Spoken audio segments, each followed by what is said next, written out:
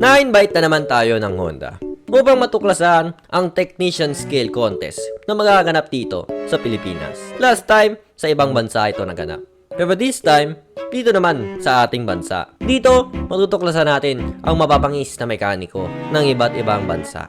Asian country only. Pero bago ang lahat, biyahe muna tayo papuntang Batangas. Ilang oras ang nakalipas ay nakadating din kami sa Batangas. Pagdating namin ay pinagpahinga muna kami and then nagpag-giveaway si Honda at nagpakain na din. Nag-orientation lang kami sandali at binigyan ng ID. Ganoon pa man, pumunta na kami sa event dahil nagsimula na daw ito. Pagdating namin sa gym, makikita natin agad na may PCX sa bawat kwadrado.